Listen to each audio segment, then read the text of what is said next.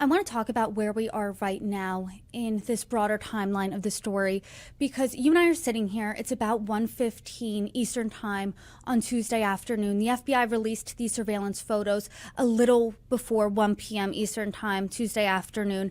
And this comes in the broader timeline of the story. I want to talk about the alleged ransom note sent to a Tucson news station and other news outlets reportedly demanded $6 million in Bitcoin by 5 p.m. local time Monday afternoon in exchange for the release of Nancy Guthrie.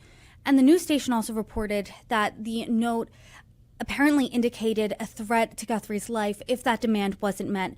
And as we sit here on Tuesday afternoon, we are about 18-ish hours past that deadline that the alleged ransom note gave, and Nancy Guthrie is still gone. And right before these surveillance photos were released, and even now, it didn't seem like that ransom was paid.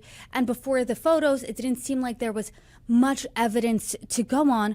Now we have these surveillance photos. So what do you make of the timeline between the alleged deadline from that ransom note to now? Well, I think that when this whole incident started, I thought we were, obviously this, like I've said, is 84-year-old woman that needs medication to make it through the day.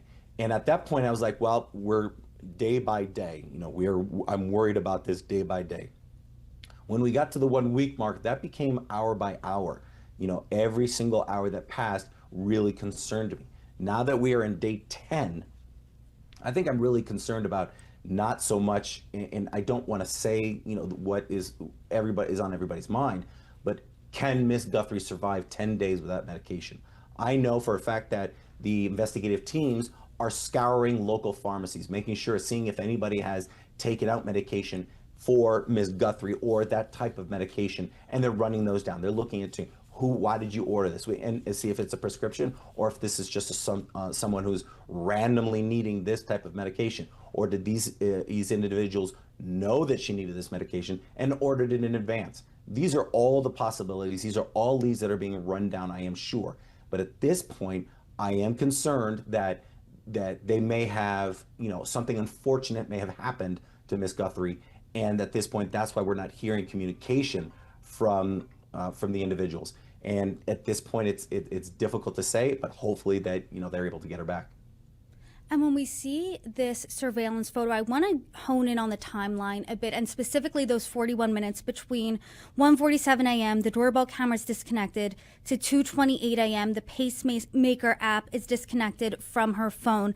I mean, you see these photos. What are you thinking now happened in those 41 minutes? That is incredibly curious as to those 41 minutes. And that's where it's amazing that, that individual was in the house for that long.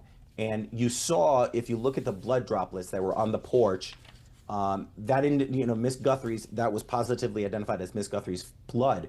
That blood was droplets, which means that she was standing in place. She wasn't being dragged. She wasn't being rushed out. She stood on that porch for a few 3 to 5 seconds. It wasn't an incredible loss of blood. It seems to be like the blood that may have been dripping from her nose or her hand, which was hanging down, because it's blood droplets going straight down, not at an angle, not like she was being rushed, and definitely not because the body was there and being dragged out. So those are indicators that of what could have happened and what did actually not what did happen. That Miss Guthrie was standing on that porch for 3 to 5 seconds at 41 minutes after approximately after this incident started. So it's indicative to saying that she was taken out of her, against her will, but alive.